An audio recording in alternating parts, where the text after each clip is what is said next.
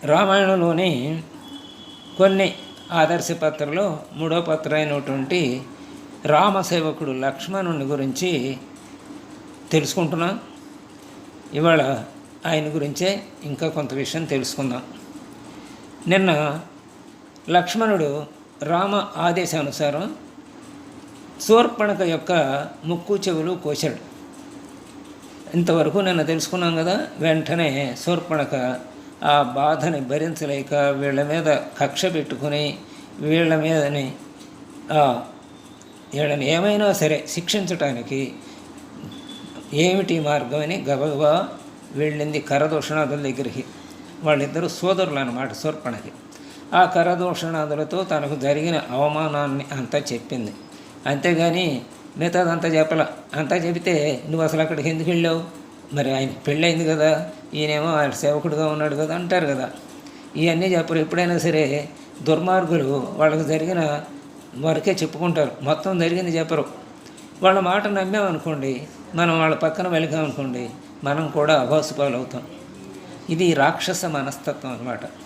అందుకని ముట్టి పుణ్యానికి ఏదో చెవులు ముక్కు కోసి పంపించాడు అని చెప్పటం వలన వాళ్ళు కూడా తన సోదరి కదా, ఇక మిగతా అక్షరాలు అనవసరం, ఏం జరిగింది, ఎందుకు చేస్తారు అసలు, అవతల వాళ్ళు ఊరికి అంత కోపం ఎందుకు వస్తుంది వాళ్ళకి, మన మీద అంత తీవ్రంగా ఎందుకు వెళతారనేది ఆలోచన ఉన్నది వాళ్ళకి, రాక్షస స్వభావులకి.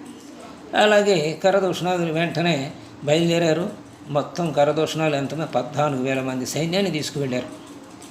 ఇది చూచారు. లక్ష్మణుడు ఉద్యుక్తుడవుతున్నాడు. లక్ష్మణ, నీ వాళ్ళందరినీ సంహరించగల శక్తి నీకు ఉంది, కానీ వీళ్ళందరినీ నేనే సంహరిస్తాను, నువ్వు కాదు. నువ్వు రక్షణార్థం సీతని గుహలోకి తీసుకువెళ్ళు, లోపలికి తీసుకువెళ్ళు అని చెప్పాడు. తర్వాత రాముల వారే ఈ 14,000 మంది రాక్షసులని కరదూషణాదులతో సహా సైన్యాన్ని మట్టుపెట్టాడు. అంటే 14,000 మందిని మట్టుపెట్టడం అంటే సామాన్యమైన విషయమా? ఒక్కడే ఆయన బాణం తీసి విల్లుకు సంధించి వింటికి వదులుతున్నప్పుడు అసలు ఎప్పుడు బాణం తీస్తున్నాడో, ఎప్పుడు ఆ బాణాన్ని వేస్తున్నాడో, ఎప్పుడు వెళ్ళేది శత్రువుని ఛేదిస్తుందో కనపట్లే. అంత వేగంగా బాణాన్ని వదిలాడు అనమాట. ఆ కరదూషణాదుల్ని అందరినీ అలా సంహరించాడు. ఆ తర్వాత లక్ష్మణుడు మరి రాముని ఆదేశాన్ని పాటించేవాడే కదా, అందుకని ఆ గుహలోకి తీసుకెళ్ళి సీతకు రక్షణగా నిలబడ్డాడు. అందరినీ చంపేశాడు ఈయన. అప్పుడు ఇక మరి ఆమె కక్ష తీరలేదు. శూర్పణఖ కక్ష తీర్చుకుందాం అనుకుంటే సోదరులే చచ్చిపోయారు. అయినా బుద్ధి లేదు కదా దానికి. అందుకని రావణాసురుడి దగ్గరికి వెళ్ళింది. రావణాసురుడి దగ్గరికి వెళ్ళి రావణాసురుడిని ప్రేరేపించింది. ఏమని? వాడు అసలే స్త్రీలోలుడు, వేలాది మంది స్త్రీలను తీసుకొచ్చి అనుభవిస్తూ ఉన్నటువంటి వాడు.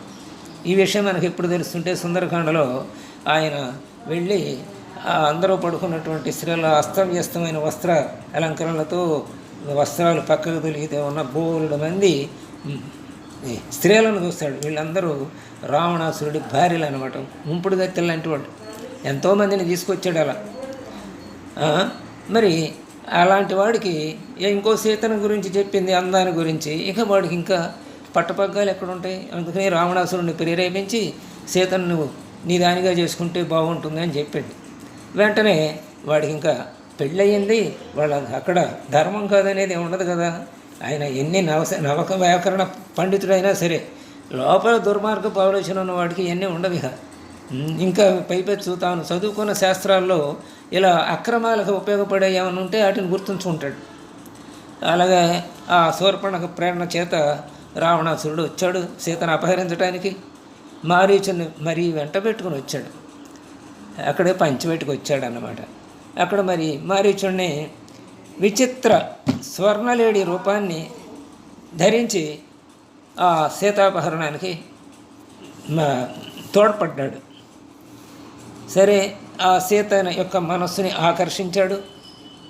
మన మారీచుడు లేడి రూపంలో ఉన్న స్వర్ణలేడి రూపంలో ఉన్న మారీచుడు. సీత ఆ లేడిని చూచి మనస్సు పడి రాముల వారికి చెప్పింది దాన్ని తెచ్చిపెట్టమని. వెంటనే ఆయన రాముల వారు వెళ్ళాడు. మరి రాముడు ఉండవలసిన చోట కాముడు వచ్చేసాడు కాబట్టి సీతకి అంటే కోరిక కలిగింది కాబట్టి రాముడు ఆ పని చేశాడు. సీత కూడా తర్వాత కష్టాలు అనుభవించవలసి వచ్చింది. రాముడు లేని చోట కాముడు ఉంటే ఇదే జరుగుతుందన్నమాట. అలాగే వెళ్ళాడు. ఆ తర్వాత వెళ్ళేటప్పుడు సీతని జాగ్రత్తగా చూసుకో అని, నేను వచ్చేదాకా జాగ్రత్తగా చూసుకొని లక్ష్మణుడు చెప్పి మరీ వెళ్ళాడు. సరే, ఆ లేడీని వెంటబడితే లేడీ వెళుతూ వెళుతూ వెళుతూ వెళుతూ అందలేదు. ఇది రాక్షసమాయన అర్థమైంది. అయినా దాని మీద బాణప్రయోగం చేసేటప్పుడు ఆ బాణప్రయోగం వలన ఆ మారీచుడు ప్రాణాలు వదులుతూ హా సీత హా లక్ష్మణ అన్నాడు. ఈ హా సీత హా లక్ష్మణ అన్న మాటలు ఈమె చెవిన పడ్డాయి, లక్ష్మణుడి చెవిన పడ్డాయి.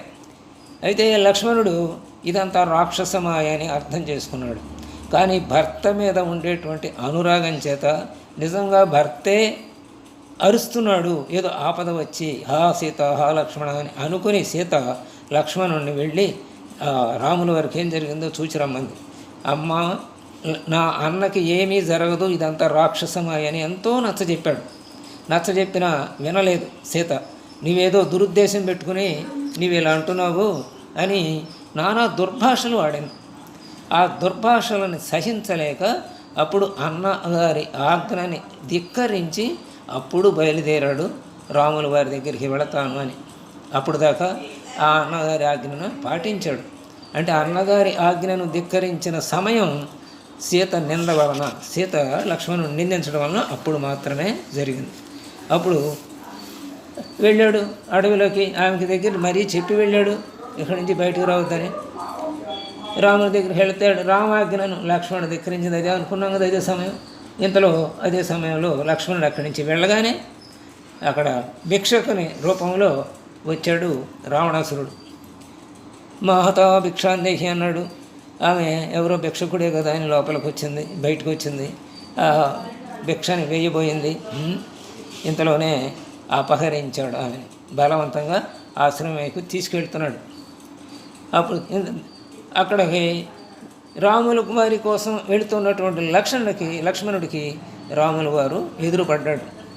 ఎదురుపడి దారిలోనే అడిగాడు, లక్ష్మణ, నువ్వు సీతను వదిలి ఎందుకు వచ్చావు ఇటు అని.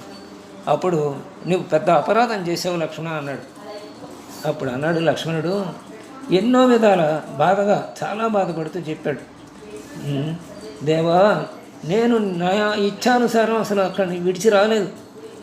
ఆమె కఠోర వచనాల చేత ప్రేరేపితుడునై ఇక్కడికి వచ్చాను అని దీనవదనంతో లక్ష్మణుడు రాముల గారికి చెప్పాడు.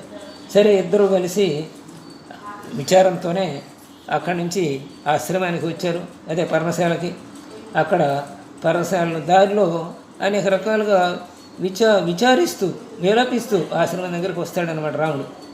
అంటే అక్కడ మోసం జరిగింది కదా, తెలుసుకున్నాడు కదా, ఓ లక్ష్మి ఇది ఎంత మోసమేనని అర్థమైంది, మారీచుడు చనిపోవటం. అందుకని ఇక్కడికి రాగానే ఆ కుటీరంలో అమ్మ కనపడలా సీతమ్మ గారు. విహరం అయ్యాడు, వ్యాకులం చెందాడు, విలపించాడు రాముల గారు. అప్పుడు లక్ష్మణుడే ఆయనకి ధైర్యం చెప్పాడు, అనేక విధాలు నచ్చజెప్పాడన్నమాట. ఆ రీతిగా శ్రీరాముడు సీత వియోగం చేత అధీరుడు, అంటే ధీరత్వాన్ని కోల్పోయినప్పుడల్లా లక్ష్మణుడు ప్రేమపూర్ణ వచనాలు చెబుతూ అతన్ని ఆ ప్రభావం నుంచి మరలించి ధైర్యాన్ని చేకూరుస్తూ వచ్చాడు. ఇక ఇద్దరు సీతాన్వేషణ కోసం బయలుదేరారు. దారిలో వాళ్ళకి జటాయువు ఎదురైంది. ఆ జటాయువు వలన కొంత సమాచారం తెలుసుకున్నారు. ఆ తర్వాత జటాయువుకి దహన సంస్కారాలు చేశారు. అక్కడి నుంచి వెళ్తూ ఉండగా కబంధుడు అడ్డం వచ్చాడు. ఆ కబంధుడిని కూడా వధించారు. ఆ కబంధుడు సూచన చెప్పాడు, పంపా సరోవరానికి, ఆ సూచనను అనుసరించి పంపా సరోవరానికి వస్తారన్నమాట. అక్కడ వారికి శబరి కూడా కలుస్తుంది. అక్కడి నుంచి నెమ్మదిగా ముందుకు పురోగమించారు. ఇంకా అక్కడ హనుమంతుని ద్వారా, అంటే కిష్కింద దగ్గర దాకా వచ్చారన్నమాట. అక్కడ హనుమంతుని ద్వారా సుగ్రీవునితో వాళ్ళకి మైత్రి ఏర్పడింది. సుగ్రీవుడు ఆ సమయంలో సీతచే పారవేయబడినటువంటి వస్త్రాభరణాలను చూపించాడు. అంటే వెళుతూ వెళుతూ రావణాసురుడు తీసుకువెళుతుండగా ఆ పైన ఉన్నటువంటి విమానం ద్వారా కిందకి తన ఆభరణాలన్నీ విడుస్తుంది ఒక మూట కట్టి. ఆ మూటలో ఈ సుగ్రీవుడు చూసి దాన్ని జాగ్రత్త పరుస్తాడనమాట. అవి ఇప్పుడు రాముల వారికి చూపించారు. వాటిని గుండెకి హత్తుకున్నాడు. లక్ష్మణుడేమో చూడమన్నాడు. లక్ష్మణుని చూడమంటే లక్ష్మణుడు చూశాడు. వాటిని చూసే అన్నాడు, నేను ఎప్పుడు కూడా ఆమె భుజాల వెంక కానీ ఆమె తల వెంక కానీ చూడలేదు. నేను కేవలం అందుకని ఈ కేయూర కుండలాలు నాకు తెలియవు. కేవలం పాదాలకు రోజు వందనం చేస్తూ ఉంటాను కాబట్టి నాకు ఆమె ధరించిన నూపురాలు మాత్రం గుర్తించగలను అన్నాడు. ఆ నూపురాలను గుర్తించాడు. ఇవి సీతవేనని నిర్ధారణ చేసుకున్నారు. ఇక అంటే లక్ష్మణుడు బ్రహ్మచర్య వ్రతాన్ని ఎంతగా పాటించాడో, అలాగే ఎంతగా పూజ్య భావం తల్లి వదిన పట్ల చూపించాడో దీని వలన మనకి అర్థమవుతుంది. ఆ తర్వాత ఏమి నిర్ణయం చేశారు రామ లక్ష్మణ సుగ్రీవ హనుమంతులు అనేది రేపు తెలుసుకుందాం. స్వస్తి.